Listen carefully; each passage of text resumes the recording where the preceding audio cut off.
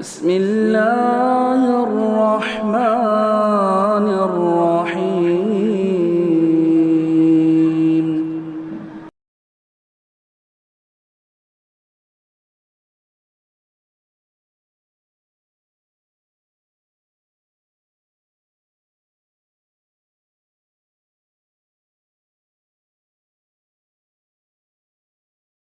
الحمدللہ رب العالمین والصلاة والسلام علی سید المرسلین وعلی آلہ وصحبہ اجمعین ومن تبعہم بإحسان الی یوم الدین۔ اعوذ باللہ من الشیطان الرجیم، بسم اللہ الرحمن الرحیم۔ الحمدللہ الذی انزل علی عبدہ الکتاب ولم یجعل لہ عوجا۔ محترم حاضرین، پہلے تو گزارش ہے کہ جو اہل عذر نہیں ہیں پیچھے کی طرف تشریف فرما ہیں اور اس مجلس میں کسی طرح سے شریک ہیں، وہ سمٹ جائیں، قریب آ جائیں، لوگوں سے مل کر بیٹھیں۔ یہ نبی کریم صلی اللہ علیہ وسلم کی تعلیم کا حصہ ہے۔ آج ہمارے سامنے قرآن کی جس صورت پر نظر ڈالنی ہے یا اس پر کچھ اس کی ہدایات اور تعلیمات پر گفتگو کرنی ہے، وہ سورۃ الکہف ہے۔ اس سورت کی فضیلت اور اہمیت آپ بار بار سنتے رہتے ہیں۔ نبی کریم صلی اللہ علیہ وسلم نے فرمایا کہ جو شخص جمعہ کے دن سورہ کہف کی تلاوت کرتا ہے، اس کے لیے اگلے جمعہ تک اللہ تبارک و تعالیٰ ایک نور بنا دیتا ہے، روشنی پیدا کر دیتا ہے۔ اسی طرح سنن نسائی کی صحیح حدیث ہے کہ جو شخص سورہ کہف پڑھتا ہے، اس کے لیے قیامت کے دن ایک نور ہوگا، اس کے اپنے مقام سے مکہ کی سرزمین تک کے لیے۔ ایک اور روایت میں ہے کہ جو شخص، صحیح مسلم میں، جو شخص سورہ فاتحہ، سورہ کہف کی ابتدائی 10 آیتوں کو یاد رکھے گا اور پڑھے گا جمعہ کے دن، تو اللہ تبارک و تعالیٰ اس کو فتنہ دجال سے محفوظ رکھے گا، وہ دجال کے فتنے سے بچا لیا جائے گا۔ کچھ روایتوں میں ابتدائی 10 آیتوں کا ذکر ہے، کچھ روایتوں میں آخری 10 آیتوں کا ذکر ہے، اور بعض روایات درمیانی 10 آیتوں کا بھی ذکر کرتی ہے۔ علامہ ناصر الدین البانی رحمہ اللہ نے تحقیق کے ذریعے پیش کیا کہ ابتدائی 10 آیتوں والی حدیث زیادہ راجح اور محفوظ ہے، اس کے بالمقابل دوسری روایتیں غیر محفوظ ہیں، اگرچہ کہ وہ صحت کے درجے کو پہنچتی ہیں، لیکن امید ہے کہ دونوں میں سے جس پر عمل کیا جائے، اللہ کے رسول صلی اللہ علیہ وسلم کا یہ وعدہ اس بندے کو حاصل ہوگا۔ اور روایتیں ہیں جو سورہ کہف کی فضیلت بتاتی ہیں۔ بخاری کی ایک روایت میں ہے کہ ایک صحابی رات میں نفل نماز کے لیے کھڑے ہوتے ہیں اور اپنی نماز میں انہوں نے سورہ کہف کی تلاوت شروع کی۔ کچھ دیر گزری تھی کہ دیکھا قریب میں جو ان کا گھوڑا بندھا ہوا تھا وہ بری طرح بدکنے لگا۔ انہوں نے تلاوت روک کر جو ہے نماز پوری کی، اور اس کے بعد غور سے جب اوپر کی طرف دیکھا تو ایک بدلی نظر آئی۔ اس بدلی کو دیکھا کہ وہ قریب تھی لیکن دھیرے دھیرے دور ہو رہی ہے۔ بعد میں اللہ کے نبی صلی اللہ علیہ وسلم سے جب آپ نے اس کا ذکر کیا تو انہوں نے بیان کیا کہ یہ تم نے جو قرآن کی تلاوت کی اور قرآن کی تلاوت کر رہے تھے، اس کے نتیجے میں اللہ رب العالمین کی جانب سے آسمان سے سکینت نازل ہو رہی تھی، اگر تم پڑھتے رہتے تو اور قریب آتی۔ بہرحال سکینت نازل ہوتی۔ اس سے یہ پتہ چلا کہ اگر ہم اپنے گھروں میں اس سورہ کی تلاوت کا اہتمام کریں تو اللہ کی جانب سے سکینت اور سکون نازل ہوگا۔ سورۃ الکہف کے ذکر میں ایک اور روایت پیش کی جا سکتی ہے کہ وہ صحابی جو جنگ سے لوٹ رہے تھے، نگرانی کے لیے مقرر تھے، 2 تھے۔ ایک نے کہا کہ آپ سو جاؤ، میں دیکھتا ہوں، اور دوسرا نماز کے لیے نیت باندھ لیتے ہیں۔ کسی دشمن نے جو ہاتھ میں تھا اندھیرے میں تیر مارا، ان کے جسم میں لگا اور اس سے خون بھی بہنے لگا، لیکن انہوں نے نماز مکمل کی۔ نماز مکمل کرنے کے بعد اپنے ساتھی کو جگایا اور بتایا کہ دیکھو مجھے کچھ لگا ہے، جب دیکھا تیر ہے، زخم ہے، صاف کیا، نکالا۔ کہا پہلے کیوں نہیں جگایا؟ کہا میں ایسی ایک سورت کی تلاوت کر رہا تھا نماز میں کہ اسے چھوڑنا مجھے گوارا نہیں ہوا، بڑی لذت مل رہی تھی۔ سورۃ الکہف کی یہ اہمیت ہے اور جمعہ کو اسے پڑھنا چاہیے۔ حضرت امام شافعی رحمہ اللہ کا کہنا ہے کہ جو طلب علم کا خواہش مند ہے، طالبان علم دین، ان کو تو ہر جمعہ کو 2 مرتبہ اسے پڑھنا چاہیے۔ یہ سورۃ الکہف ہے۔ سورۃ الکہف، الکہف کا معنی ہوتا ہے غار، پہاڑیوں میں جو غار ہوتا ہے۔ الکہف، اصحاب الکہف اور اہل الکہف تینوں نام سے اس سورہ کو موسوم کیا جاتا ہے۔ اس کی وجہ ظاہر ہے کہ اس سورہ مبارکہ میں ایک مختصر سی نوجوانوں کی جماعت کا واقعہ مذکور ہے جنہوں نے ایمان قبول کیا، توحید کو اختیار کیا، اور وقت کا بادشاہ شرک کا داعی تھا۔ جب ان کی توحید کا اور توحید کی دعوت کا پتہ اسے چلا تو اس نے انہیں دربار میں بلوایا اور ان سے پوچھا، ان سے سوال و جواب کیا، ناراض ہوا، تھوڑا موقع ملا تو یہ اس بادشاہ، اس کے درباریوں اور قوم سے بچنے کے لیے، اپنے آپ کو بچانے کے لیے پہاڑ کے ایک غار میں پناہ لیتے ہیں اور ان کے ساتھ ان کا کتا ہوتا ہے۔ اصحاب کہف کو اللہ رب العالمین ایک لمبی نیند دیتا ہے۔ قرآن کے بیان کے مطابق 309 سال تک، اگر کیا ہے 30 مئہ وازدادوا 9، قرآن نے کہا کہ 300 سال اور کچھ لوگ 9 کو زیادہ کرتے ہیں، تو علماء نے کہا کہ اگر شمسی سال سے، سورج والے کیلنڈر سے آپ اس کو دیکھیں گے تو 300 سال بنتا ہے، اور چاند والے کیلنڈر سے دیکھیں گے تو 309 سال بنتا ہے۔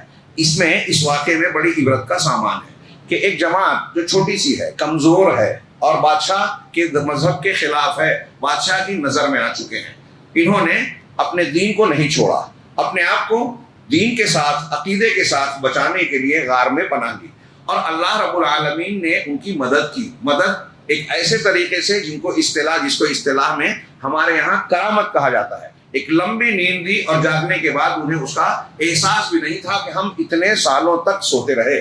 ان کے ساتھ ساتھ ان کا کتا بھی تھا، وہ بھی اتنی لمبی نیند میں تھا۔ یہ بھی لوگوں نے ایک عبرت کی چیز بیان کی کہ دیکھیے، کتا مکلف نہیں ہے، لیکن نیک لوگوں کے ساتھ کتا ہونے کی وجہ سے اللہ نے جب ان پر کرامت کے طور پر لمبی نیند طاری کی تو اس کتے کو بھی اچھا حصہ ملا۔ نیک لوگوں کی صحبت میں اچھا پھل اور اچھا نتیجہ ہی ملتا ہے۔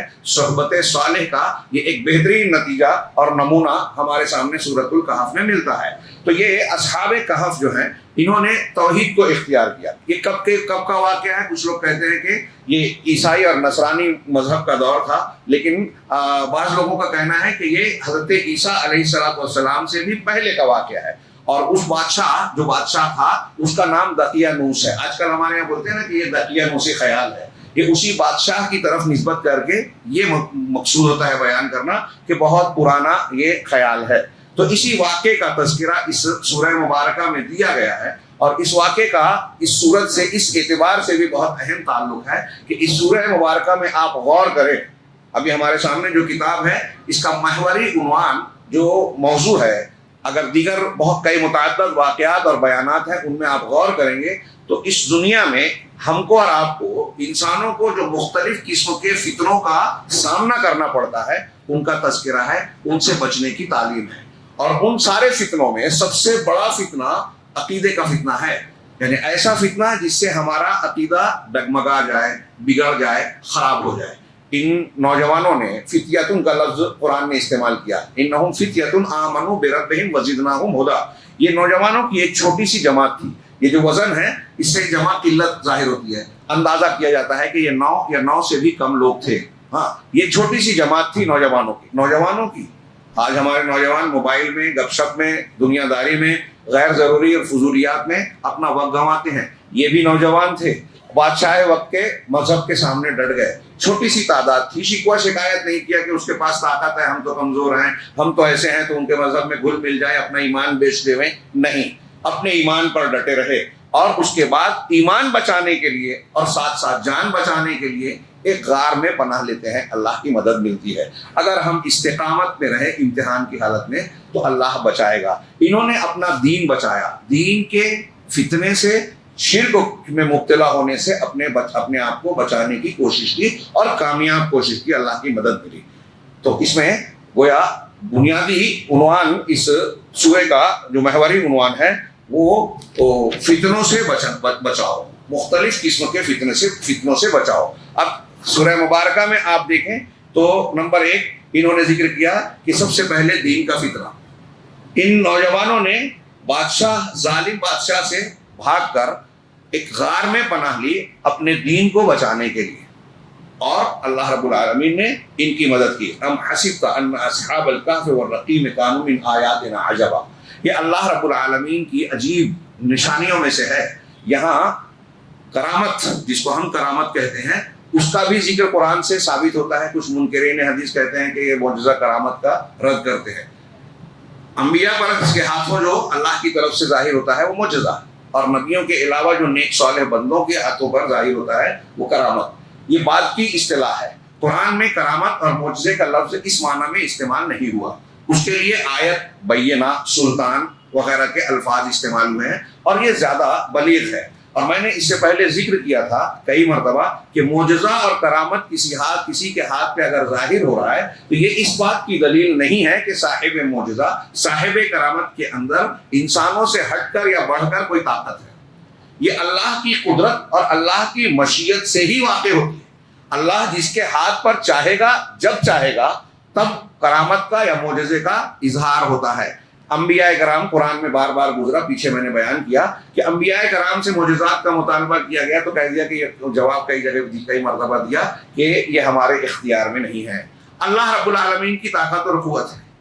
موسیٰ علیہ السلام کے جادوگروں نے جب حضرت موسیٰ نے اپنی لاٹھی ڈالی، اژدہا بن کر ان کی لاٹھی رسیوں کو نگل لیا، تو یہ نہیں کہا کہ یہ موسیٰ کی طاقت ہے، موسیٰ علیہ السلام کی، بلکہ کہا کہ آمنا برب موسیٰ و ہارون، ہم موسیٰ اور ہارون کے رب پر ایمان لائے. مطلب انہوں نے یہ قبول کیا کہ موسیٰ کے ہاتھ سے جو چیز ظاہر ہو رہی ہے وہ موسیٰ علیہ السلام کی طاقت نہیں ہے، وہ تو انسان ہے ہماری طرح. ہم بھی سیکھ سکتے ہیں اگر ان کے پاس کوئی کرتب کرشمہ ہوتا. یہ کوئی دنیا کا کرتب کرشمہ جادو نہیں ہے، یہ اللہ کی قدرت کا نمونہ ہے، اور یہ اللہ کی ہی شان ہے جو ایسا معاملہ ہو سکتا ہے. کوئی انسان، کوئی جادوگر، کوئی ایسا نہیں کر سکتا. تو موسیٰ علیہ السلام کے ہاتھ پر دیکھا، ایمان لایا اللہ پہ. گویا یہ کلیئر ہے کہ اگر کوئی کرامت معجزہ ظاہر کر رہا ہے تو یہ اس کے اچھے ہونے کی دلیل ہے، اس کے اللہ ہونے کی دلیل نہیں ہے.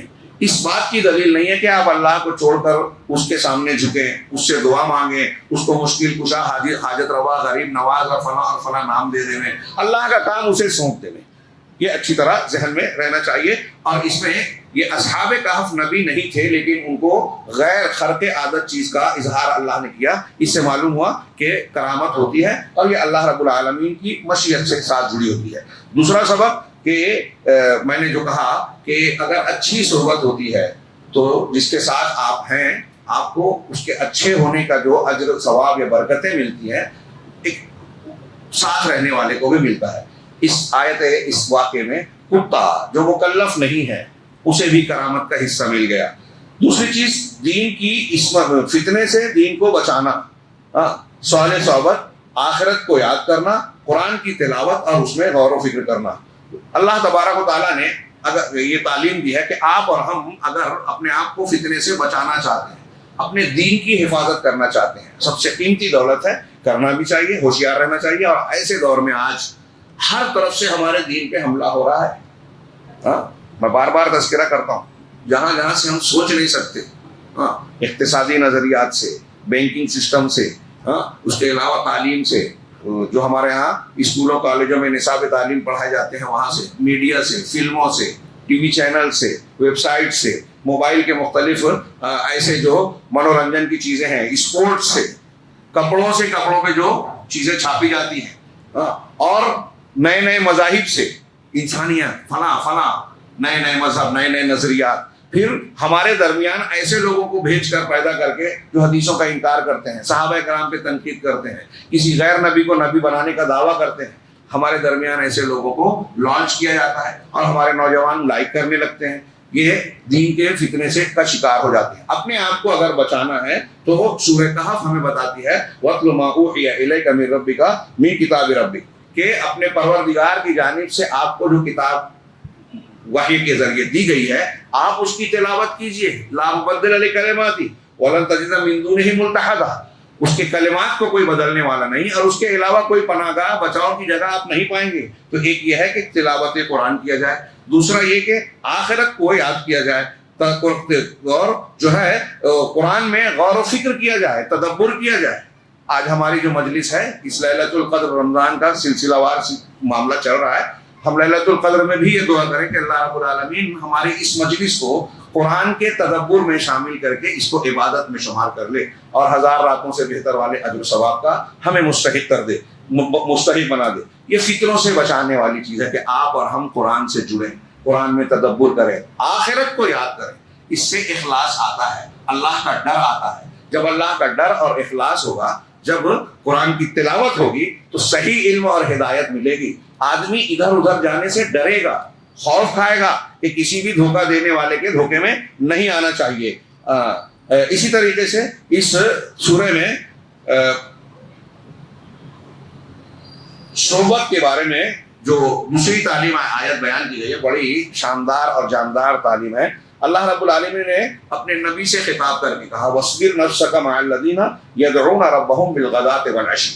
اپنے آپ کو ان لوگوں کے ساتھ روکے رکھیے جو صبح و شام اللہ کو پکارتے ہیں, اللہ کی عبادت کرتے ہیں, پکارتے ہیں. یریدون وجہ, اللہ کی وجہ, اللہ کی خوشنودی چاہتے ہیں.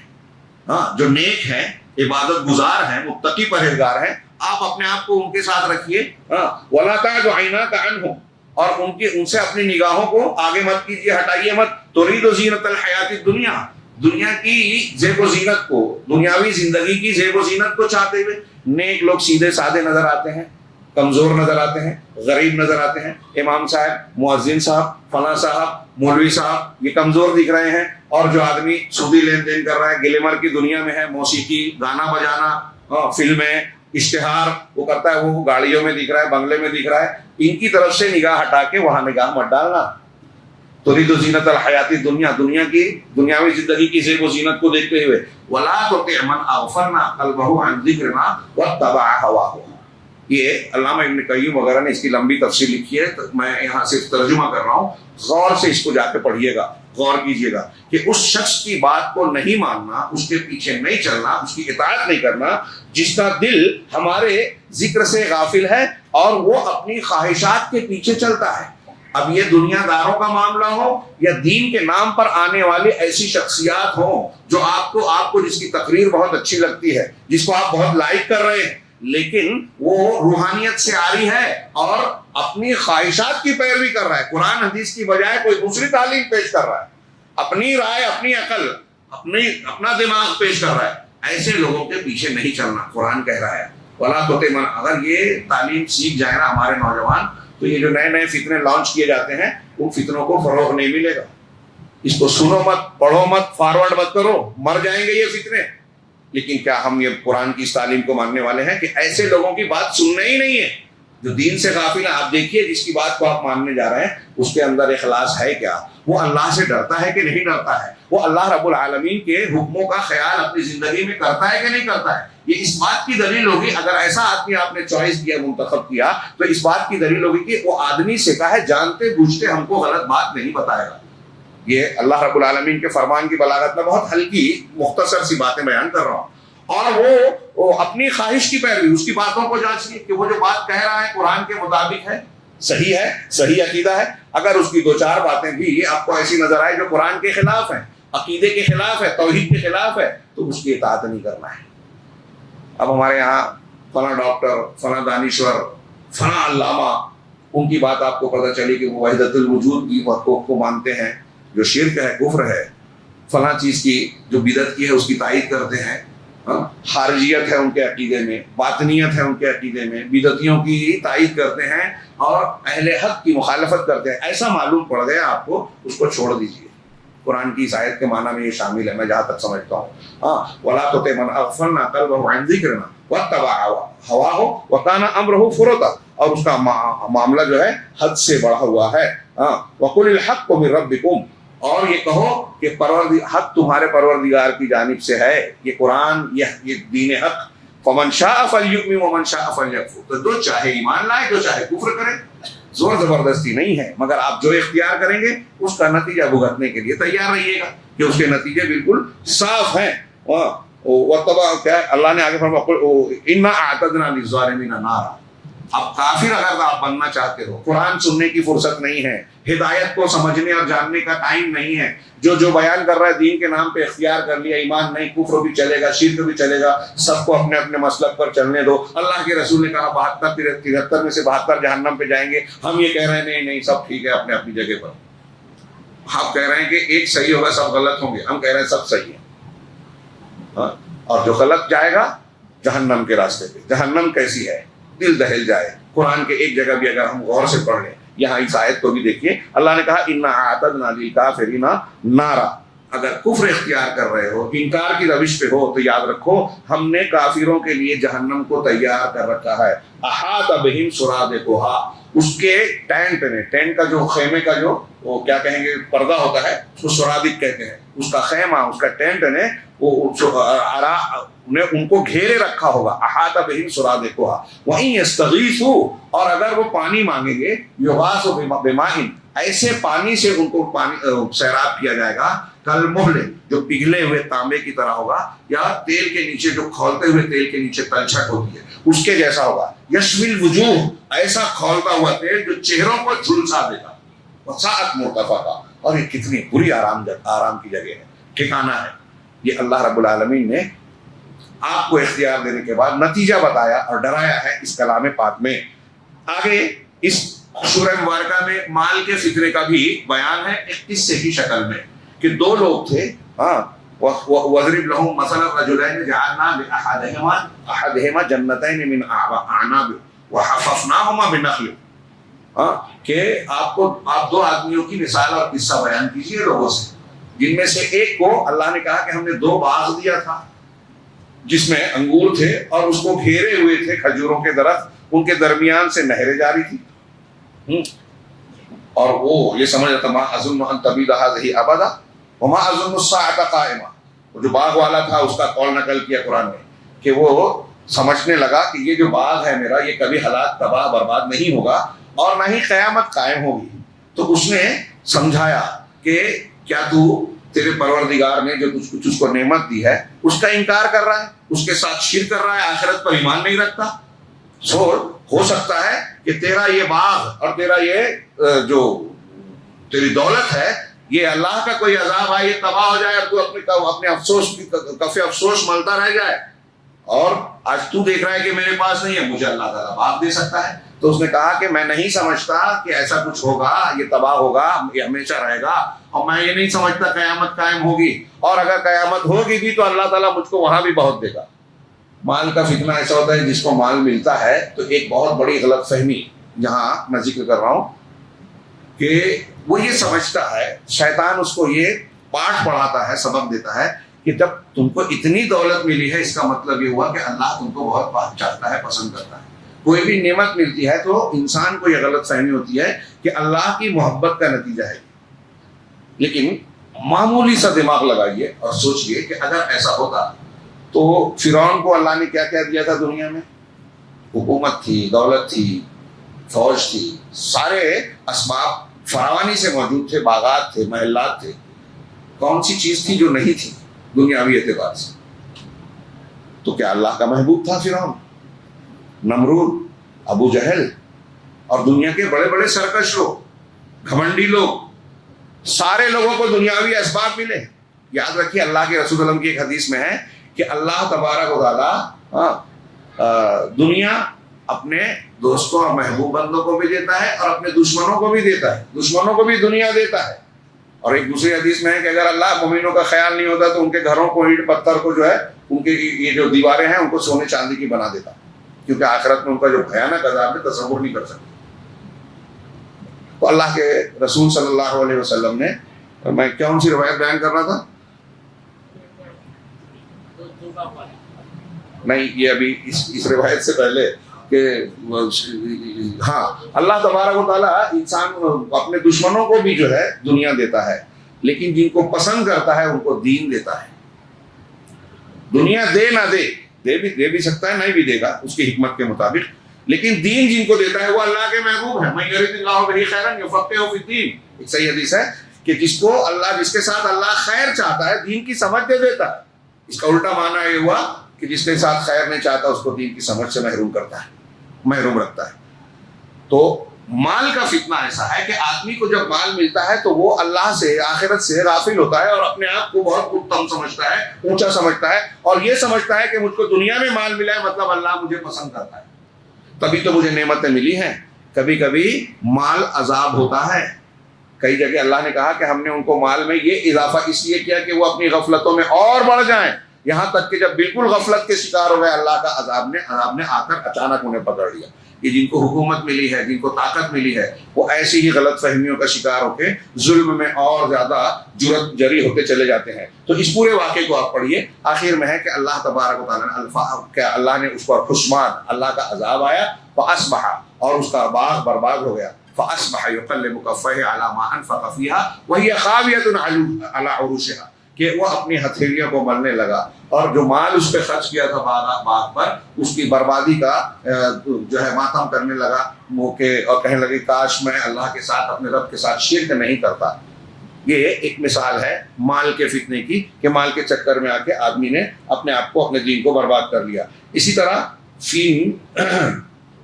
اس فتنے کا ذکر کرنے کے بعد اللہ تبارک و تعالیٰ نے مال کے فتنے سے بچنے کے لیے تدبیر دی، تعلیم دی۔ چنانچہ ارشاد فرمایا کہ وَاضْرِبْ لَهُمْ مَثَلَ الْحَيَاةِ الدُّنْيَا، ان کے لیے دنیا کی زندگی کی مثال بیان کیجیے۔ جس جو دنیا ہم جی رہے ہیں، جس میں ہم بڑی بڑی خواہشات رکھتے ہیں، کما کر بہت خوش ہوتے ہیں، کچھ پراپرٹی اور یہ بنا لیں، اپنے بچوں کے لیے یہ چھوڑ دیں اور وہ چھوڑ دیں۔ بچوں کے لیے تقویٰ ضرور چھوڑیے، کچھ چھوڑے نہ چھوڑے، ایمان چھوڑیے، ہدایت اور توحید کا سبق دیجیے کہ بیٹے جل جانا مر جانا، حضرت یعقوب کی طرح کہ ان اللہ اصطفیٰ لکم الدین فلا تموتن الا وانتم مسلمون۔ آخری وقت میں اپنے بیٹوں سے کہا تھا کہ اللہ نے تمہارے لیے ایک دین کو منتخب کیا ہے، تمہاری موت آئے تو اسی دین پر آئے، مسلمان رہنا۔ یہ تعلیم ضرور دینا، پراپرٹی چھوڑو کہ نہ چھوڑو، یہ تعلیم ضرور چھوڑنا۔ یہ نہیں چھوڑا، پوری دنیا کما کے دے دی تو کچھ نہیں کیا بیٹوں کے لیے، آپ ان کے دشمن ہیں۔ اگر ایسا کیا، توحید نہیں سکھائی، دین نہیں سکھایا، تو کہا کہ دنیا کی زندگی جو آپ، جس کے پیچھے ہم اور آپ بھاگے جا رہے ہیں، اللہ نے اس کی مثال دی۔ ہاں، اللہ کی بیان کردہ مثال ہے، سرسری طور سے سن کے، ایک کان سے سن کے ایک کان سے نہ اڑائیے، غور کیجیے۔ وَاضْرِبْ لَهُمْ مَثَلَ الْحَيَاةِ الدُّنْيَا، دنیا کی زندگی کی مثال ان سے بیان کیجیے۔ کمائن، اس پانی کی طرح ہے، بارش کی طرح ہے، انزلناہ من السماء، جسے ہم نے آسمان سے برسایا، فاختلط بہ نبات الارض، اس سے زمین کے سبزے مل جل کر نکل پڑے۔ پانی سے مل جلنے کے بعد زمین کی سبزیاں لہلہانے لگی۔ ہاں، پھر اس کے بعد کیا ہوا؟ فاصبح حشیما تذروہ الرياح، لیکن یہ سرسبزی شادابی جو اگی ہے، بڑی اچھی کھیتی جب لہلہاتی ہے تو بڑی بھلی معلوم ہوتی ہے، خوبصورت اور جاذب نظر محسوس ہوتی ہے، پرکشش، لیکن فاصبح حشیما، نتیجہ کیا ہوتا ہے کہ وہ بکھرے ہوئے ذرات اور ریزے ریزے میں تبدیل ہو جاتی ہے، سوکھ کر ریزوں میں بکھر جاتی ہے یہ پتیاں۔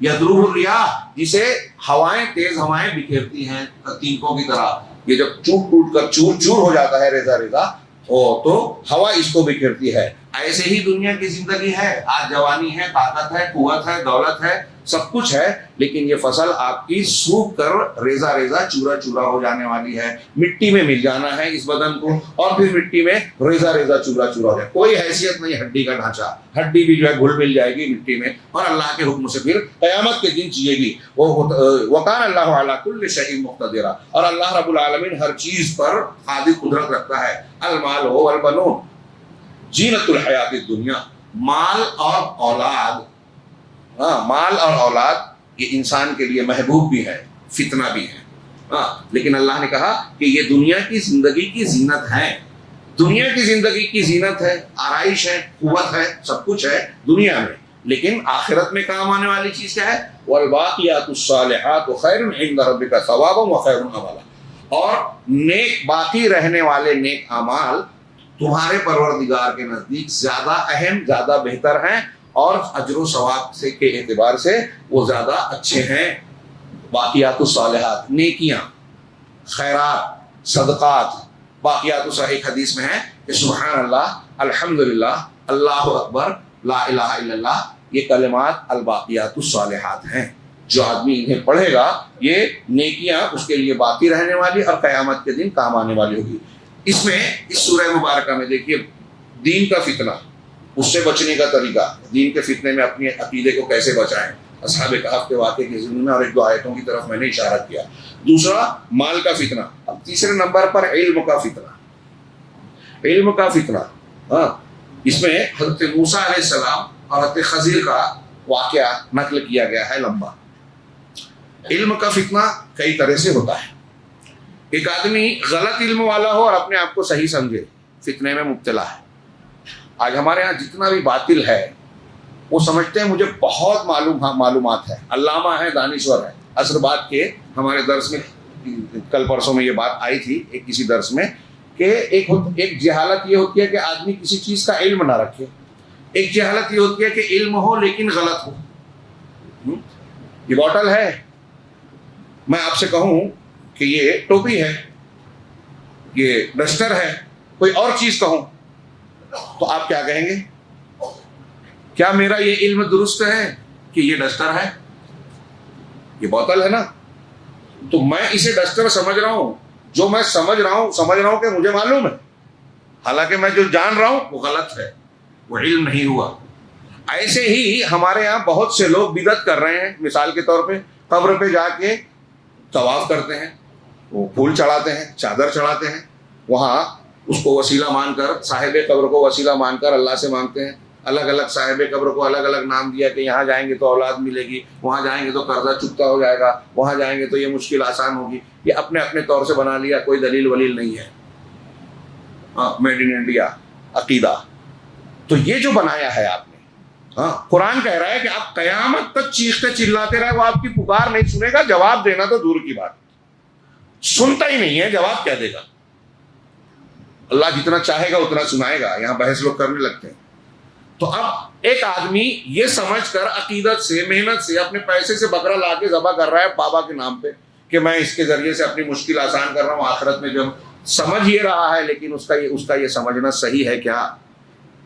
ہمارے مسلمان کہلانے والے جو لوگ شرک اور بدعت کر رہے ہیں، کافر جو کر رہے ہیں، وہ بھی اپنا اپنا دین سمجھ کر مندر بنایا، اس میں کروڑوں روپیہ خرچ کیا، اس پر فخر کر رہے ہیں، گھمنڈ کر رہے ہیں، دکھاوا کر رہے ہیں، ووٹ مانگ رہے ہیں، اور نہ جانے کیا کیا سمجھ رہے ہیں نیک کام کر رہے ہیں.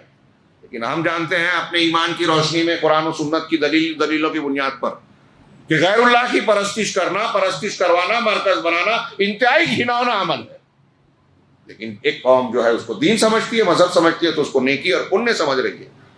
تو یہاں پاپ اور پنیہ کا معیار بدلا ہوا ہے، اور پھر اس پہ یہ بولتے ہیں کہ سارے دھرم سچے اچھے، سب کا راستہ الگ الگ منزل. ایک دنیا کا سب سے بڑا جھوٹ، ایک راستہ سچا ہے، اچھا ہے. تو میں یہ کہہ رہا تھا کہ ایک ہوتا ہے معلومات کا نہ ہونا، یہ جہالت ہے. ایک ہے علم ہے لیکن غلط ہے، یہ بھی جہالت ہے.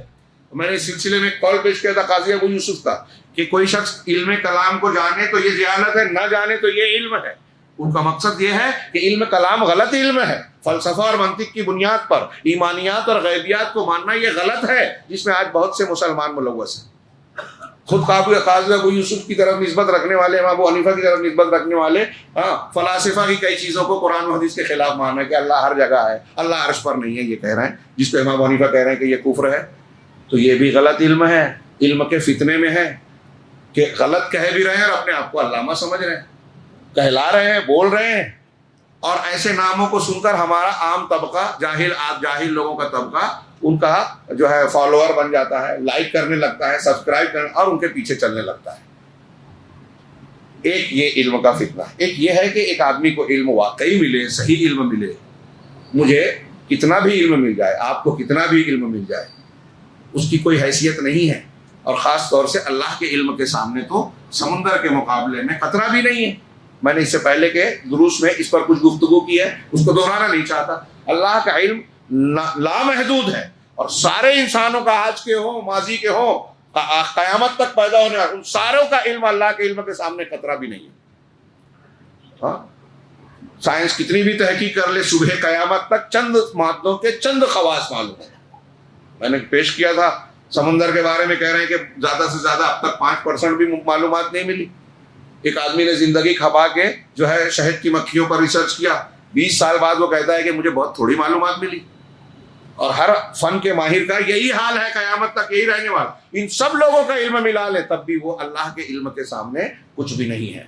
پھر اب اگر آدمی تھوڑی سی ڈگری، تھوڑی سی معلومات حاصل کرنے کے بعد یہ سمجھے کہ میں بہت علامہ ہوں، بڑا علم والا ہوں، یہ وہ علم کے فتنے میں مبتلا ہو گیا ہے. تقوی کا گھمنڈ، علم کا گھمنڈ بڑا خطرناک ہوتا ہے. کہ میں نے خواب میں جنت دیکھ لی، یہ بھی شیطان کا فریب ہے. جاہلوں کو اس طرح سے مبتلا کرتا ہے، بدعت کر رہے ہیں، شرک کر رہے ہیں، اور اللہ کے رسول کو خواب میں دیکھ رہے ہیں اور جنت میں گھر دیکھ رہے ہیں اور خوش ہے کہ ہمارا بالکل معاملہ ریزرویشن ہو گیا جنت میں. شیطانی فریب کو قرآن کی روشنی میں سمجھیے، یہی بچائے گا ہمیں. اب یہاں جس واقعے کو ذکر کر رہے ہیں فتنہ علم، وہ حیرت انگیز اور کافی دروس و عبر والا ہے۔ حضرت موسیٰ علیہ السلام کا واقعہ امام بخاری رحمہ اللہ نے، مجھے یاد پڑتا ہے، 23 مقامات پر اس واقعے کو ذکر کیا ہے اپنی کتاب میں۔ ہر جگہ الگ الگ مسئلہ نکالا ہے، علم کے آداب، علم سیکھنے سکھانے، علم کی اہمیت اور فضیلت اختیار کرنے۔ اس میں حضرت موسیٰ اور حضرت خضر کا جو مکالمات ہیں، حضرت خضر نے کہا کہ تم جو جانتے ہو میں نہیں جانتا، میں جو جانتا ہوں تم نہیں جانتے، اور ہم دونوں کا علم اللہ کے سامنے، اللہ کے علم کے سامنے ایک قطرے کے جیسا ہے سمندر کے مقابلے میں۔ تو ایسی کئی چیزیں اس میں درس اور سبق کی ہے۔ واقعے کا خلاصہ یا مختصر سا تذکرہ یہ ہے کہ سیدنا موسیٰ علیہ السلام پیغمبر تھے، انہوں نے ایک مرتبہ قام موسیٰ خطیبا فی قومہ، اپنی قوم میں خطبہ اور تقریر کی انہوں نے، اور جب تقریر کر لی تو کسی نے مجمع میں سے سوال کر لیا کہ موسیٰ علیہ السلام یہ بتائیے کہ اس وقت دنیا میں سب سے زیادہ علم والا کون ہے؟ حضرت موسیٰ علیہ السلام نے یہ سوچا دنیاوی کہ میں پیغمبر ہوں، اللہ نے مجھ کو وحی سے نوازا ہے، پیغمبری سے نوازا ہے، تو ظاہر سی بات ہے کہ ایک پیغمبر کا علم سب سے زیادہ ہوتا ہے۔ اس تناظر میں انہوں نے کہا کہ سب سے زیادہ علم والا میں ہوں۔ اللہ رب العالمین کو ان کا یہ جواب پسند نہیں آیا۔ تواضع ہونا چاہیے، علم تواضع سکھاتا ہے۔ تو دیکھیے یہاں پتہ چلا کہ پیغمبر بھی انسان ہے، بشری تقاضے سے انہوں نے جواب دیا تو اللہ کو پسند نہیں آیا۔ اللہ تبارک و تعالیٰ نے اس کے بعد کہا کہ تم کو ایسا لگتا ہے کہ تم سب سے بڑے عالم ہو، کچھ ایسے علوم بھی ہیں جو تمہارے پاس نہیں ہیں، ہم نے کچھ دوسروں کو دے رکھے ہیں۔ ایک ایسا بندہ ہے میرا جس کو وہ علم ہے جو آپ کے پاس نہیں ہے، ہم نے دیا ہے، خضر، اور وہ ایسے مقام پر آپ سے ملیں گے۔ حضرت موسیٰ علیہ السلام نے اپنے ساتھ یوشع بن نون کو لیا، سفر کیا، لمبا سفر کیا، ساتھ میں کھانا پینا بھی لیا۔ وہ واقعہ پڑھیے قرآن مجید میں، کشتی مسکین و جان پاک و دیوار یتیم۔ علامہ اقبال نے کہا، علامہ کہتے ہیں اس لیے نقل کر رہا ہوں، کشتی مسکین و جان پاک و دیوار یتیم، علم موسیٰ بھی ہے تیرے سامنے حیرت فروش۔ تو حضرت موسیٰ علیہ السلام وہاں سے نکلتے ہیں۔ یہاں ایک چیز اور بھی ہم سب کے لیے ایک سبق آموز ہے۔ ہمارے یہاں کچھ لوگ ایسا ہے، کچھ کتابیں پڑھ لیتے ہیں، کچھ معلومات، ڈگریاں، کہیں اسپیشلائزیشن بھی کر لیا، اور بہت سے تو ایسے ہیں کہ یہ بھی نہیں ہوتا اور سمجھتے ہیں کہ اب ہم کو علم حاصل کرنے کی ضرورت نہیں، علماء کے دروس میں، جمعہ کے خطبوں میں بیٹھنے کی ضرورت نہیں۔ ارے عالم کیا بتائے گا، میں پڑھا لکھا نہیں ہوں لیکن عالم سے زیادہ جانتا ہوں۔ اکثر یہ بولتے ہیں میں عالم نہیں ہوں لیکن پھر اپنی علامائیت کا مظاہرہ کرتے ہیں۔ سب کی بات نہیں کر رہا ہوں، یہ ایک بیماری ہے، ہم میں بھی پائی جاتی ہے، کچھ نہ کچھ سب میں، اس کا علاج کرنا چاہیے۔ دیکھیے پیغمبر کو تنبیہ کی جا رہی ہے تو ہم کس کھیت کی مولی ہیں، ہم کیا ہیں؟ تو بہرحال حضرت موسیٰ علیہ السلام یہ بات کہی، اللہ کو ناپسند ہوئی تو آپ کو کہہ دیا گیا۔ میں یہ کہنا چاہ رہا تھا کہ حضرت موسیٰ علیہ السلام کو جب اللہ نے بتایا تو علم حاصل کرنے اور حقیقت ماننے کے لیے سفر کیا۔ اب تھوڑی دیر کے لیے سوچئے کہ ہم میں سے کوئی انسان، کوئی بڑے سے بڑا عالم، بلکہ ماضی میں جو بڑے سے بڑا امام ہو، کیا کسی پیغمبر کے علم کے جیسا اس کا علم ہو سکتا ہے؟ نہیں۔ موسیٰ علیہ السلام اور کوئی پیغمبروں میں بھی آپ اعلیٰ درجے کے ہیں۔ اللہ کے رسول صلی اللہ علیہ وسلم سب سے اونچا مقام، اس کے بعد حضرت ابراہیم، اس کے بعد کلیم اللہ موسیٰ، عام طور سے جو دلائل کی بنیاد پر لوگوں نے بیان کیا۔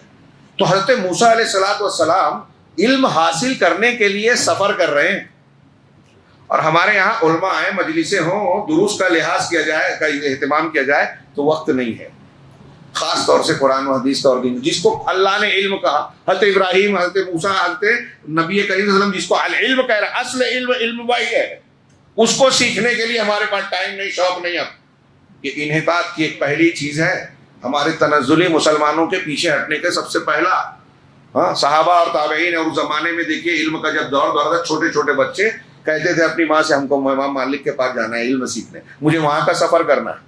6-7 سال کی عمر میں امام بخاری رحمہ اللہ کو پڑھیے کتنی حدیثیں یاد تھی، لاکھ حدیثوں سے زیادہ یاد تھی۔ یہ علم کا دور تھا ہمارے۔ آج یہ ہے معاملہ کہ موٹی چھوٹی باتیں بھی ہمارے گھروں میں بڑے لوگ نہیں جانتے، چھوٹوں کی بات چھوڑیے۔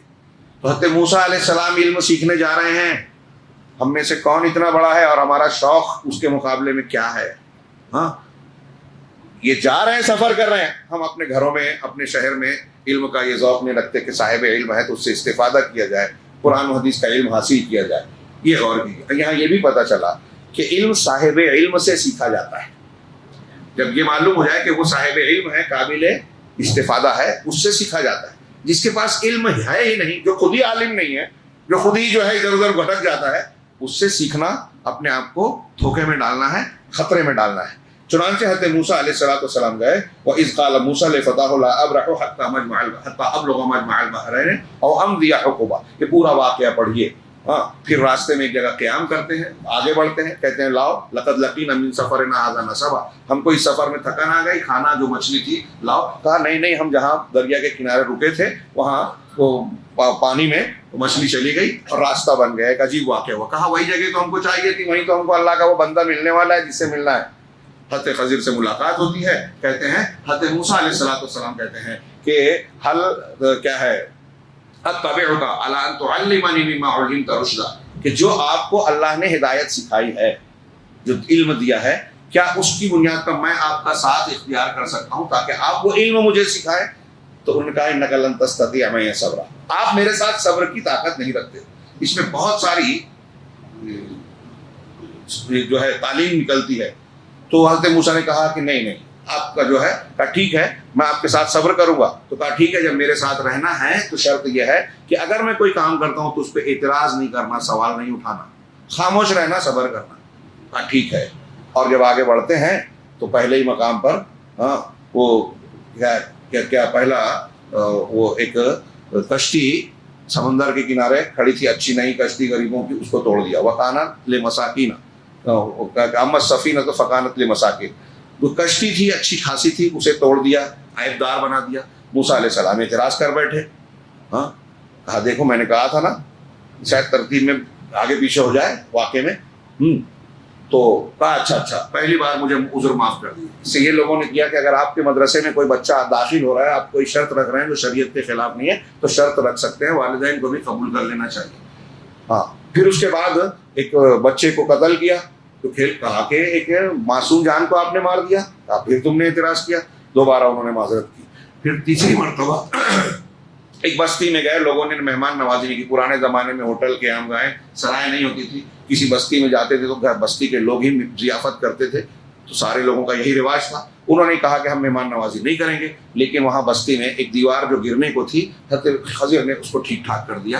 حضرت موسیٰ نے کہا چاہتے تو اس کا اجر لے لیتے, اجرت لے لیتے, آپ نے, انہوں نے ضیافت نہیں کی اور آپ نے ان کا ایک کام کر دیا. کہا اب یہ ہمارے اور تمہارے درمیان جدائی کی بات ہے. اب اس کے بعد حضرت خضر نے کہا کہ اب تم تو جدا ہونے والے ہو, لیکن میں تم کو بتا دیتا ہوں کہ جو تینوں کام میں نے کیا یہ اللہ کے حکم سے کیا, جو اللہ نے مجھے سکھایا تھا.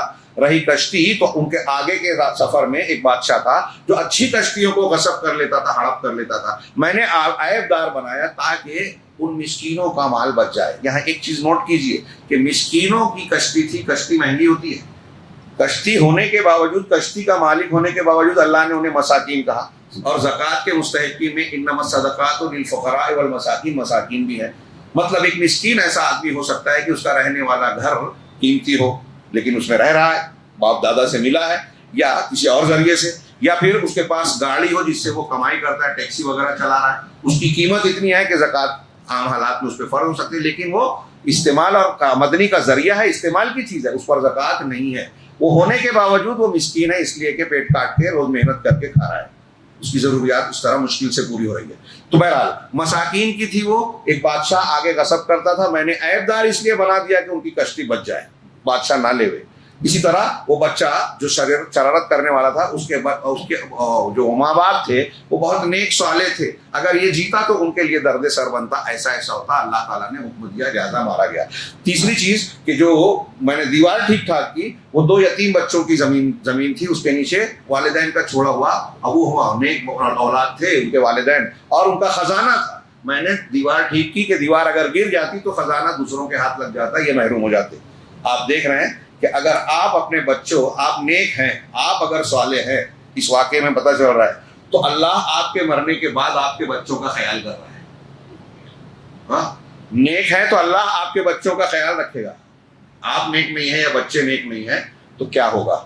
بہرحال حضرت خضر کو حکم ہوا, کہا کہ میں نے اس لیے یہ کام کیا ہے, یہ ھذا تأویل ما لم تستطع علیہ صبرا, یہ ان باتوں کی تفصیل ہے, تعویل ہے جس پر آپ صبر نہیں کر سکے.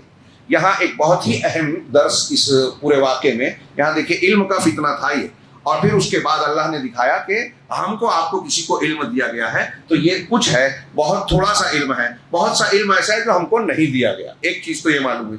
دوسرا یہ کہ حضرت موسیٰ علیہ السلام کا درجہ حضرت خضر سے اونچا ہے. دھیان دیجیے بات کو، ایک بہت بڑی گمراہی کی طرف اشارہ کرنے جا رہا ہوں. حضرت موسیٰ کا درجہ تمام علماء کا اتفاق ہے کہ اونچا ہے، حضرت خضر کا درجہ نیچا ہے. اور علماء میں اس بات میں اختلاف ہے کہ حضرت خضر نبی تھے یا نہیں تھے. کچھ لوگ دوسرا کہتے ہیں، کچھ لوگ کوئی کہتے ہیں نبی تھے، کچھ لوگ نبی نہیں کہتے. دونوں قرآن کی آیتوں سے استدلال کرتے ہیں. ہاں، شیخ ربی وغیرہ نے کہا کہ راجح بات یہ ہے کہ نبی تھے. میں ایک کتاب سے کچھ حصہ ترجمہ کر رہا تھا، وہاں انہوں نے کہا کہ راجح یہ ہے کہ وہ نبی نہیں ہے، نیک اور صالح بندے ہیں. ہاں، تو بہرحال ان کا جو بھی درجہ ہو، اگر نبی بھی مانے تو حضرت موسیٰ علیہ السلام سے کم درجہ ہے ان کا.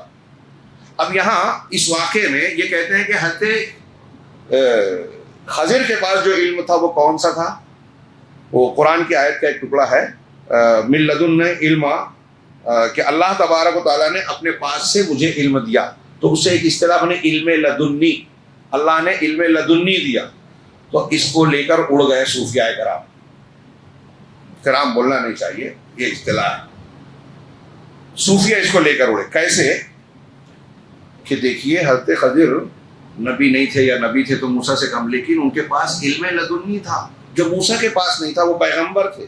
ایسے ہی تو جس طرح، بہت غور سے یہ جملہ صوفیوں کا سنیے، جس طرح حضرت خضر کو یہ اختیار تھا ملا علم لدنی کی وجہ سے کہ موسیٰ کی شریعت سے الگ کام کر سکیں، اپنے طور پر کام کر سکیں، ایسے ہی آج کے زمانے میں اگر کسی کو طریقت و سلوک کے راستے پر چلتے ہوئے علم لدنی مل جائے، کشف اور کرامت مل جائے، تو وہ محمد رسول اللہ صلی اللہ علیہ وسلم کی تعلیمات، قرآن و حدیث کو چھوڑ کر اپنے دین پر، اپنے علم پر عمل کر سکتا ہے. یہ سن رہے ہیں آپ؟ یہ جو کہا ہے علماء اسلام نے اس چیز کو کفر کہا ہے. کفر، یہ کفر ہے. اگر کوئی شخص یہ سمجھتا ہے کہ کسی درجے پر پہنچنے سے امت کے کسی فرد کو یہ مقام اور حیثیت حاصل ہو سکتی ہے کہ اس کے لیے اس کا علم کافی ہے، نبی کی اتباع اور نبی کی تعلیمات کی اتباع کرنا ماننا ضروری نہیں ہے، اگر کوئی ایسا مانتا ہے تو وہ کافر ہو جائے گا، اسلام کے دائرے سے باہر ہو جائے گا. اور یہ تعلیم ہمارے یہاں صوفی اور صوفیوں کو ماننے والے، فضائل بتانے والے لوگ ان واقعات کی روشنی میں پھیلا رہے ہیں. بہت ہی ذمہ داری سے، دیانت داری کے تحت کہہ رہا ہوں. لیلۃ القدر ہے، کہ اگر یہ بات میری سن کر کچھ لوگ غصہ ضرور ہو گے، اگر ایک آدمی بھی اس پر غور کر کے تحقیق کر لے اور توبہ کر لے اپنے غلط عقیدے سے، تو میں سمجھتا ہوں اللہ رب العالمین نے میری اس کوشش کو قبول کیا. اللہ قبول کرے. لوگوں کی اصلاح ہو، ہماری اور ان کی سب کی جو یہ بدعقیدگی میں ہے. تو یہ بات یاد رکھیے کہ حضرت خضر علیہ السلام کا کے واقعے سے، موسیٰ اور خضر کے واقعے سے یہ استدلال کرنا بہت بڑا دھوکہ ہے اور گمراہی ہے. سب سے پہلی بات تو یہ کہ حضرت خضر علیہ السلام اور موسیٰ علیہ السلام کی شریعت ایک نہیں تھی. قرآن کے بیان سے اشارہ کیا، علماء نے بتایا کہ حضرت موسیٰ علیہ السلام کی جو شریعت تھی اسی بنیاد پر تو انہوں نے اعتراضات کیے تھے حضرت خضر سے کہ تم یہ جو کر رہے ہو. اور اس سے یہ بھی پتہ چلتا ہے کہ ایک نبی کے سامنے اگر غلط کام ہوگا وہ ٹوکے گا ضرور، بولے گا ضرور. اور حضرت خضر نے قبول کیا تھا کہ آپ صبر نہیں کر پائیں گے کیونکہ آپ پیغمبر ہیں، تو آپ کی پیغمبرانہ تعلیم کے خلاف اگر کچھ نظر آئے گا تو آپ ٹوکیں گے، بولیں گے. اور انہوں نے کیا. تعویل بعد میں پتہ چلی، یہ الگ بات ہے کہ وہ درست ہے نہ درست ہے، لیکن جو سامنے ہے ظاہر میں جو چیز دلیلوں کے خلاف ہو رہی ہے، کوئی ظلم ہو رہا ہے، کوئی غلط کام ہے، تو اس پر ٹوکا بولا جائے گا. تو ایک چیز تو یہ کہ حضرت موسیٰ علیہ السلام کی شریعت، حضرت موسیٰ علیہ السلام کی شریعت کے پابند حضرت خضر نہیں تھے. اللہ کے نبی صلی اللہ علیہ وسلم کا معاملہ اس سے الگ ہے. نبی کریم صلی اللہ علیہ وسلم کی نبوت، پیغمبری تمام دنیا کے انسانوں جنوں کے لیے ہے. ایک موٹی سی بات میں نے بتائی، ایسے اور کئی جو چیزیں علماء نے بیان کی کہ اصولی طور پر قرآن حدیث میں اگر کوئی بات آ گئی ہے، اب اس کے مقابلے میں کوئی یہ کہے کہ مجھے کشف ہوا، مجھے خواب دکھا، میرا اجتہاد یہ کہتا ہے، جو حدیث کے خلاف ہو تو نہیں مانا جائے گا. پوری امت کا اتفاق ہے کہ یہ دلیل کے خلاف نہیں مانا جائے گا، شریعت میں تبدیلی نہیں ہوگی. میں نے اس سے پہلے ذکر کیا علامہ ابن تیمیہ کا استدلال، اختصار کے ساتھ اشارہ کہ حضرت عمر کے بارے میں آپ جانتے ہیں کہ کیا مقام تھا، جس گلی سے گزر جائیں شیطان بدل دے راستہ. کئی معاملے میں قرآن میں آیت ان کی تائید میں نازل ہوئی, ان کی رائے کو صحیح کہا قرآن نے. لیکن جب منکرین زکوٰۃ کے خلاف حضرت ابوبکر صدیق نے فوج بھیجی, حضرت عمر نے اعتراض کیا کہ آپ ان کے خلاف جنگ کیسے کریں گے, جبکہ اللہ کے رسول صلی اللہ علیہ وسلم کا یہ فرمان ہے کہ جو لا الہ الا اللہ محمد رسول اللہ کہے گا, نماز قائم کرے گا, زکوٰۃ دے گا, تو اس نے اپنی جان مال کو مجھ سے بچا لیا سوائے اس کے حق کے. تو حضرت ابوبکر صدیق نے کہا کہ اللہ کی قسم جو نماز اور زکوٰۃ میں فرق کرے گا میں اس سے جنگ کروں گا, اور اللہ کی قسم وہ رسی یا بکری کا بچہ جو اللہ کے رسول صلی اللہ علیہ وسلم کو وہ دیتے تھے زکوٰۃ میں نہیں دیں گے تو میں قتال کروں گا. ہاں, حضرت عمر فاروق محدثین, اللہ کے رسول نے کہا کہ میری امت میں الہام والا کوئی ہے, ہر امت میں ہوتے ہیں, تو حضرت عمر ہے. رسول نے کہا کہ وہ الہام والے ہیں. الہام والے کا ابوبکر صدیق سے اختلاف ہوا رائے میں. حضرت عمر, اسی حدیث میں بخاری مسلم میں پڑھیے, حضرت عمر کہتے ہیں کہ ابوبکر صدیق اپنے موقف پر ڈٹے رہے یہاں تک کہ حتی شرح اللہ صدری فعرفت انہ علی الحق, اللہ نے میرے سینے کو کھول دیا اور میں نے یہ جان لیا کہ ابوبکر صحیح موقف پر ہے, حق پر ہے. کیوں؟ علامہ ابن تیمیہ نے لکھا اس لیے کہ ابوبکر صدیق نے حدیث سے استدلال کیا تھا. تو یہاں الہام والے عمر فاروق نے بھی اعتراف کیا کہ ان کی رائے غلط ہے, ابوبکر صدیق کی سمجھ صحیح ہے. معلوم یہ ہوا کہ جس کے بارے میں رسول نے کہا کہ ان کو الہام ہوتا ہے, قرآن نے کئی معاملے میں ان کی تائید کی, اگر ان کی بات بھی حدیث کے سے ہٹ جائے تو وہ خود قبول کرتے کہ میری رائے غلط ہے. جب عمر فاروق کی بات کو حدیث کے سامنے قابل قبول ابوبکر صدیق نے, امت نے نہیں مانا, خود انہوں نے نہیں مانا, تو پھر کسی کا کشف, کسی کا خواب, کسی پیر اور ولی کی بڑھ وہ اپنا دعویٰ کرے کہ مجھے یہ سمجھ میں آ رہا ہے, مجھے خواب میں یہ نظر آ گیا کہ یہ دعا پڑھ لو تو 600 مرتبہ قرآن پڑھنے سے زیادہ ثواب ملے گا, قرآن مت پڑھو اب یہ پڑھو. ہاں, تراویح میں بھی پڑھنے لگے وہ. یہ گمراہیاں ہمارے یہاں پھیلائی جاتی ہیں. تو ایک یہ کہا کہ جس طرح موسیٰ علیہ السلام کے لیے شریعت خضر کے لیے موسیٰ کی شریعت سے نکلنا جائز تھا, ایسے ہی کچھ لوگوں کے لیے محمد صلی اللہ علیہ وسلم کی شریعت سے نکلنا جائز ہو سکتا ہے. تو اب آگے انہوں نے کہا کہ علم کے فتنے سے بچنے کا کیا طریقہ ہے, تو ہے کہ تواضع اور علم پر گھمنڈ نہ کرنا. اللہ تعالیٰ نے ارشاد فرمایا آیت نمبر 69 میں, قال ستجدنی انشاء اللہ صابرا ولا اعصی لک امرا. یہ حضرت موسیٰ علیہ السلام نے کہا کہ تم مجھے صبر کرنے والا پاؤ گے اور میں تمہاری باتوں کو مانوں گا, یہ تواضع اختیار کروں گا استاذ کے سامنے, اگرچہ کہ درجہ کم ہے حضرت خضر کا, لیکن ان کے علم سے مجھے سیکھنا ہے تو میں آپ کی بات مانوں گا.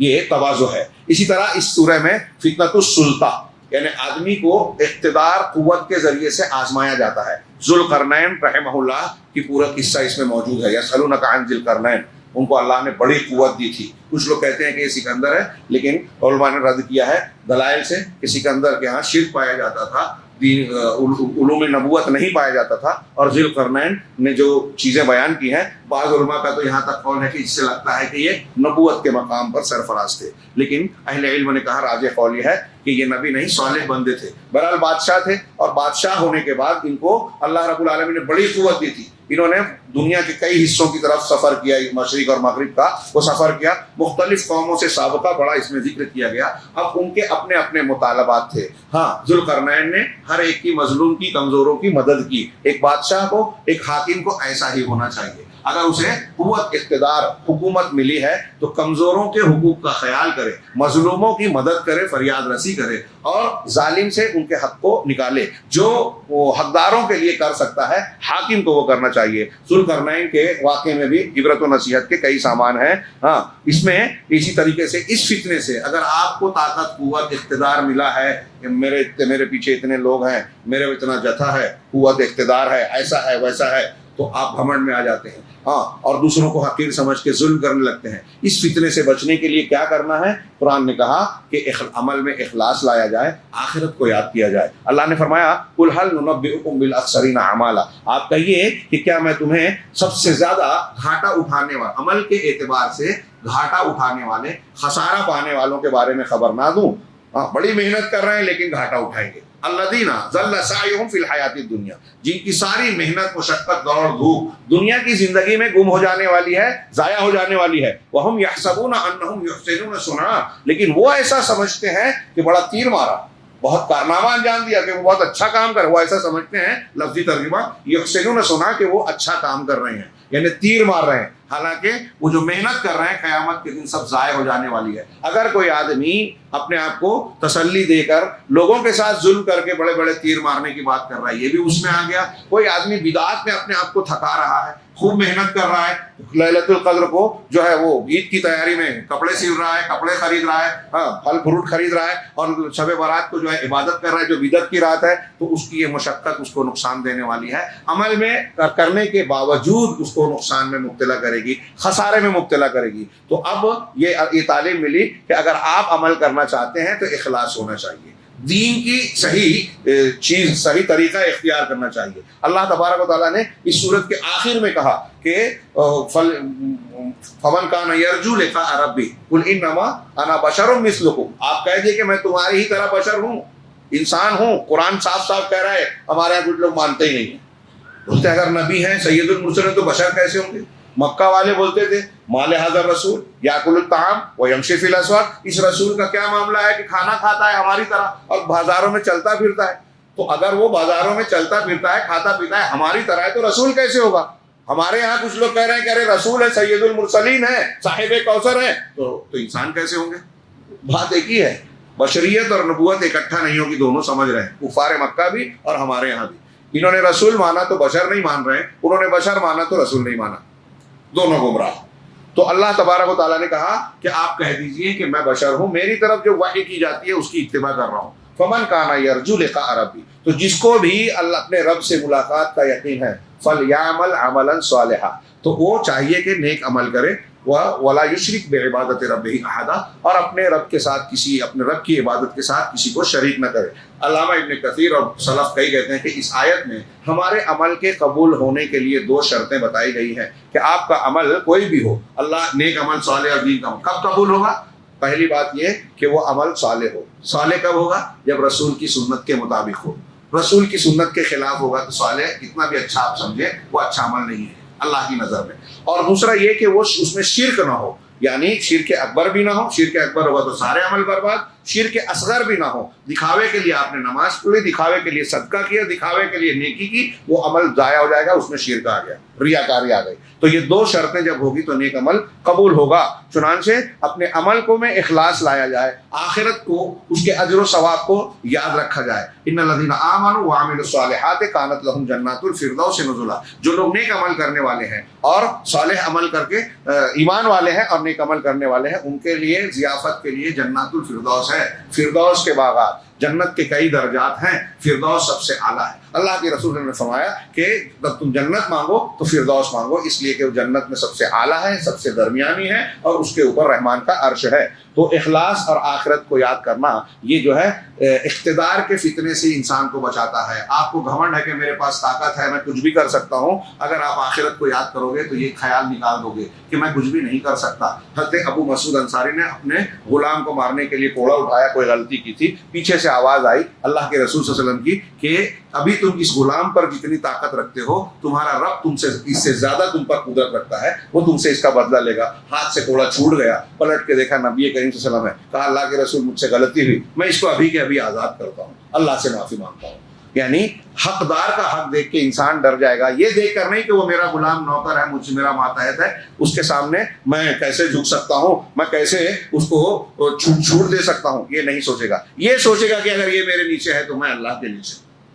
ہاں، تو اللہ تعالیٰ اس طرح سے آدمی اقتدار کے نشے سے اور اقتدار کے بے راہ روی سے محفوظ رہے گا۔ اس صورت کے چند فوائد اختصار کے ساتھ کہ ہر دنیا میں جتنے بھی فتنے ہیں، ہر فتنے اور شر کا جو وجود ہے وہ ابلیس کی وجہ سے ہے، اور ابلیس جو آدم کا ابدی دشمن ہے اس کی دشمنی کی وجہ سے ہے۔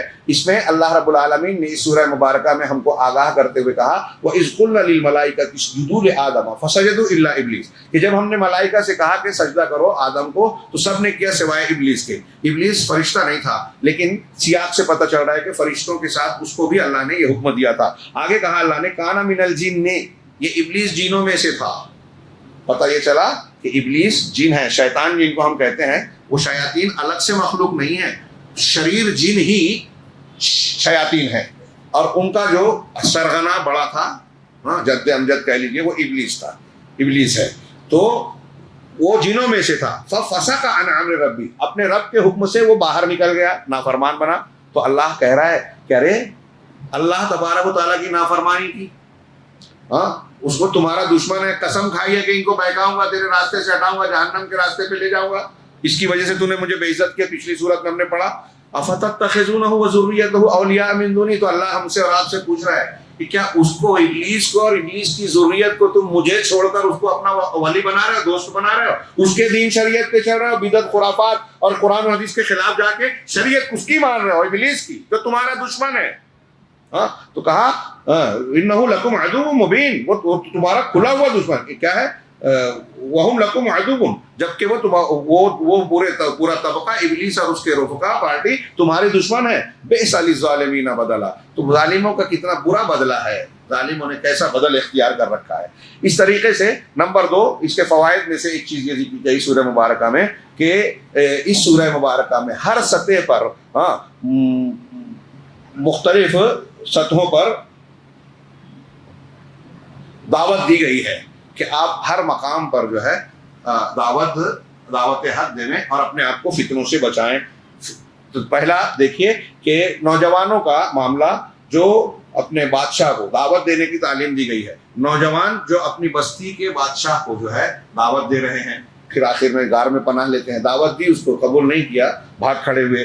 ایک شخص ہے، عام آدمی ہے، اس کا دوست باغ والا ہے، گھمنڈ میں مبتلا ہے، انکار کر رہا ہے، شرک کر رہا ہے، آخرت کا انکار کر رہا ہے۔ اس ساتھی نے اپنے ساتھی کو دعوت دی، ہم کو اس میں سبق لینا چاہیے، ارد گرد ہمارے جو لوگ غلط ہیں ان کو ہم دعوت دیں۔ ایک معلم اپنے تلمیذ کو، شاگرد کو دعوت دے رہا ہے، حضرت خضر حضرت موسیٰ علیہ السلام کو سکھا رہے ہیں۔ ایک بادشاہ اپنی رعیت کو دعوت دے رہا ہے، ذوالقرنین نے جن کا کام کیا ان کو سچی تعلیمات دی۔ ہاں یہ ساری جگہ ہر سطح پر کس مقام پر آپ ہیں، آپ اگر بادشاہ ہیں، آپ گھر کے بڑے ذمہ دار ہیں، آپ دوست و احباب میں ہیں، آپ کہیں اور ہیں، ہاں جہاں ہیں آپ کو دعوت دینا ہے۔ ہر سطح پر دعوت کا ذکر اس سورہ مبارکہ میں موجود ہے، اور اس دعوت کے ذریعے سے آپ اپنے ارد گرد سماج اور معاشرے کے لوگوں کو فتنوں سے بچانے اور توحید اور اس کے تقاضوں کو پورا کرنے کی تعلیم دیں گے۔ اس سورہ مبارکہ میں اللہ تبارک و تعالیٰ نے ایک سبق یہ دیا کہ نوجوانوں کا ذکر کیا جنہوں نے کہف میں، غار میں پناہ لی تھی، ان کا ذکر کیا، لیکن ان کے ناموں کا ذکر نہیں کیا، ان کا بورڈ نہیں لگایا، ان کا فوٹو نہیں دیا۔ یہ میں آج کی زبان میں بول رہا ہوں، آج کوئی چھوٹا سا کام کرتا ہے، ہاں ادار مارنا ہے کہیں، تو اس سے پہلے فوٹو آتا ہے اور سوشل میڈیا پہ چلتا ہے۔ اس سے ڈرنا چاہیے، بچنا چاہیے۔ آپ کو ضرورت ہے تو جہاں ضرورت ہے وہاں پہنچا دیجیے ریکارڈ کے لیے۔ پبلک میں شائع کرنا، اخبارات میں چھپانا، ڈر ہوتا ہے کہ نیکیاں ضائع ہو جائے گی، آپ کی بڑی بڑی نیکیاں۔ تو کہہ رہے ہیں کہ یہ نوجوانوں کے ناموں کا اللہ نے ذکر نہیں کیا، لیکن ان کے عمل کو ہمیشگی دے دی۔ قیامت تک قرآن جب تک پڑھا جائے گا، اصحاب کہف کے اس عمل کو، قربانی کو، انہوں نے اپنے گھر بار کو چھوڑا، عقیدہ بچانے کے لیے جو ہے علیحدگی اختیار کی، چھپ چھپا کے زندگی گزاری، ایک لمبی نیند لی، اس کے بعد جاگے تو دنیا بدل چکی ہے، گھر بار بدل چکا ہے، وقت کی بادشاہت بھی جو ہے وہ اسلام پر آ چکی ہے۔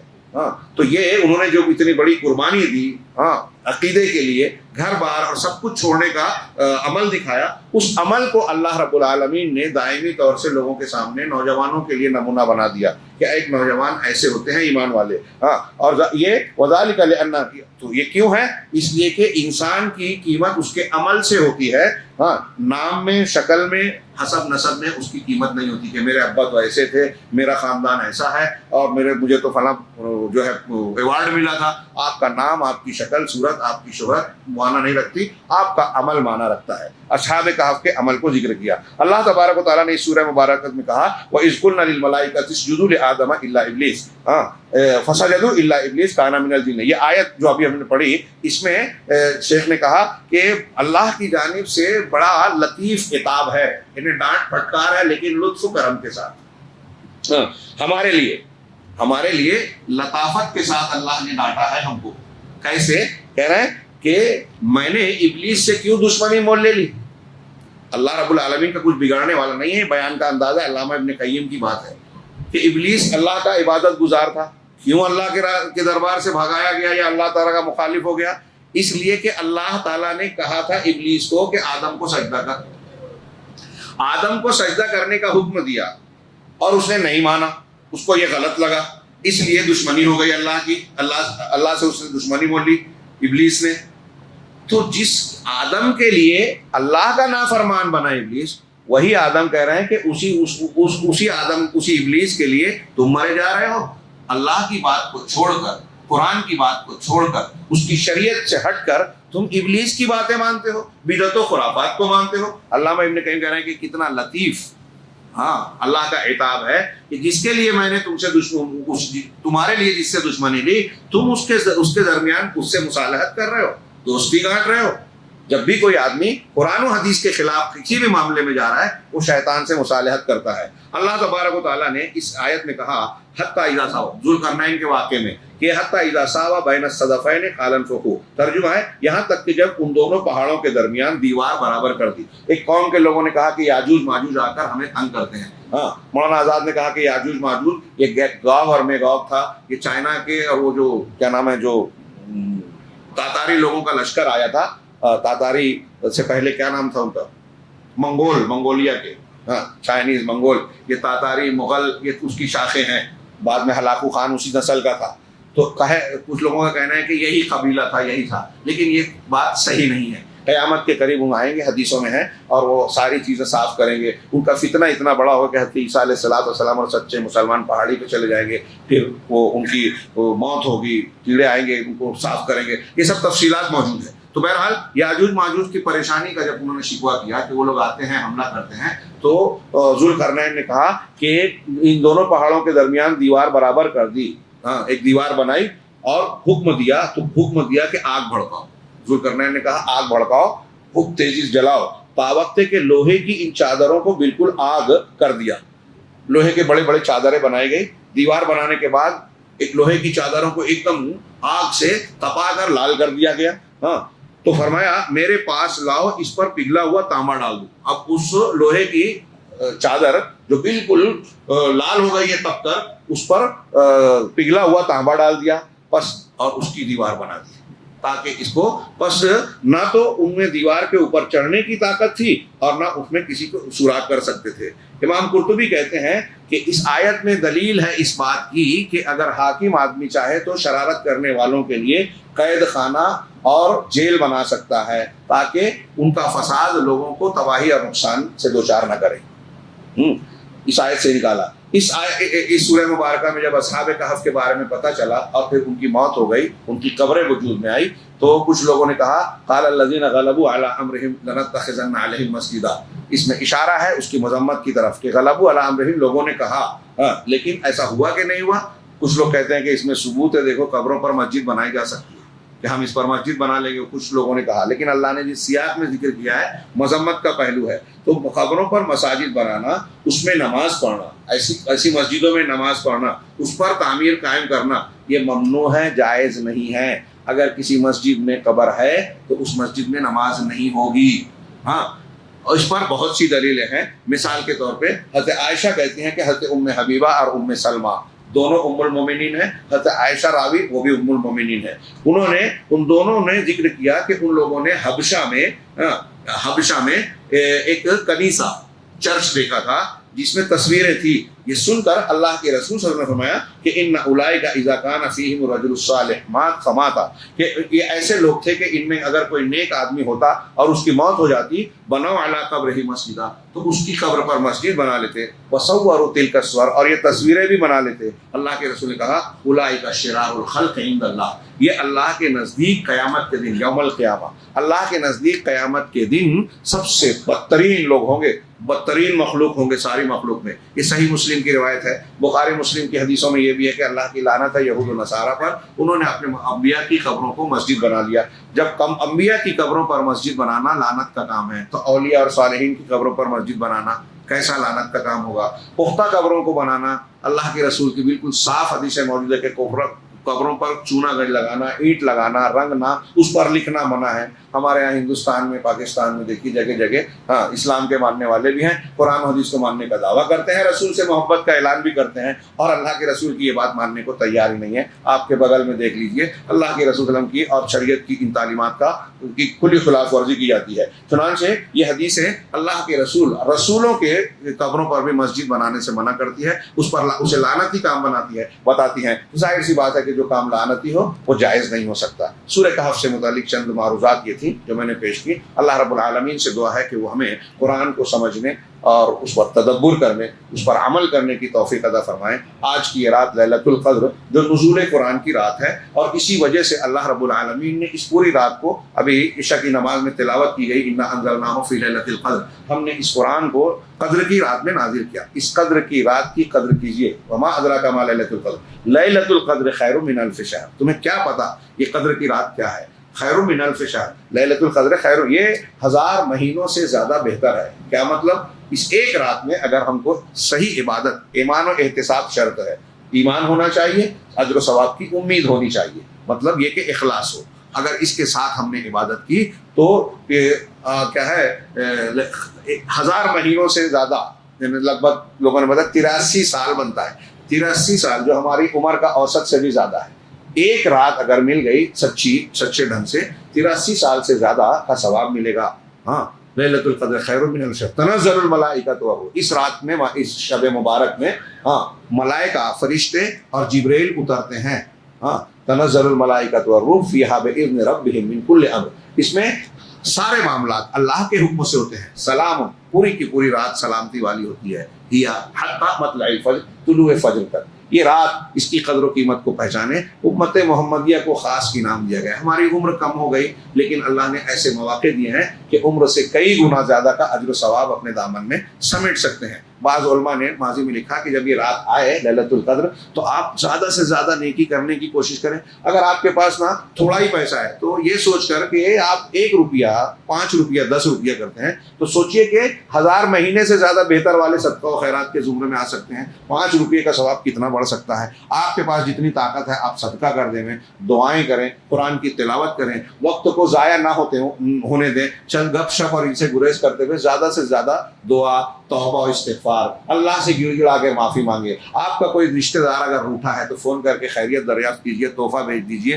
اس سے رشتہ جوڑ لیجیے، دعا قبول ہوگی اور اللہ رب العالمین کی بھی خوشی اس کی خوشی سے حاصل ہوگی۔ اور اس رات کی ایک خاص دعا میں نے جمعہ میں ذکر کی تھی، پھر ذکر کر رہا ہوں، خاص دعا بتائی، اللہم انک عفو تحب العفو فاعف عنی، اے اللہ تو معاف کرنے والا ہے، وہ معافی کو پسند کرتا ہے، مجھے معاف کر دے۔ عبدالرزاق بن عبد المحسن العباد حفظ اللہ، سعودی عرب میں عقیدے کے استاذ ہیں، انہوں نے اس کی حکمت بیان کی کہ اس رات سے اس دعا کی کیا حکمت اور مناسبت ہے۔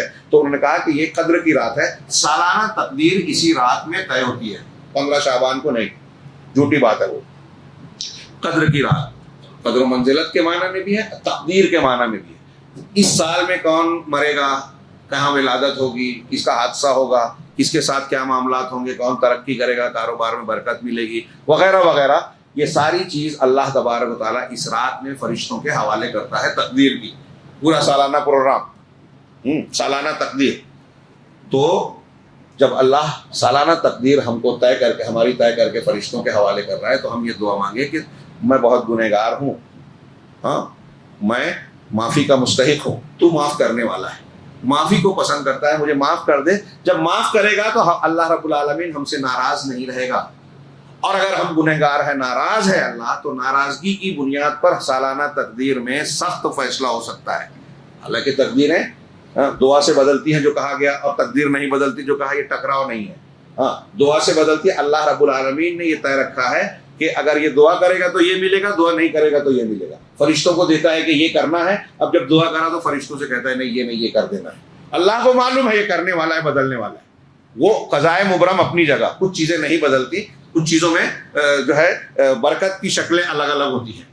جیسے عمر کا بڑھنا، عمر آپ کا جو موت کا وقت ہے وہ نہیں تبدیل ہوگا، لیکن آپ 50 سال کی عمر میں جو کام کر سکتے تھے وہ 25 سال کی عمر میں ہی کر لیں گے۔ عمر میں برکت کی ایک شکل یہ بھی ہے۔ تو بہرحال اللہم انک عفو تحب العفو فاعف عنی نبی صلی اللہ علیہ وسلم کی دعا ہے جو اس رات سے بڑی مناسبت رکھتی ہے. ہم سب کو اس رات کی قدر اس طرح کرنا چاہیے کہ اخلاص کے ساتھ اللہ کے جناب میں گڑ گڑائیں، دعائیں مانگیں اپنے لیے، گھر بار کے لیے، اپنے زندہ مردہ رشتہ داروں کے لیے، اور خاص طور سے امت محمدیہ میں ان لوگوں کے لیے جو آج مظلوم ہیں، مظلومیت کی زندگی گزارنے پر مجبور ہیں، جہاں کہیں بم برس رہے ہیں، کہیں بھوک پیاس سے جوجھ رہے ہیں، کسی کا گھر توڑا جا رہا ہے، کسی کے گھر کے افراد کو قید و بند کا شکار بنایا جا رہا ہے. یہ ساری مصیبتیں اللہ رب العالمین ہی، جب ہمارے پاس کوئی طاقت نہیں ہے تو سب سے بڑا ہتھیار دعا ہے.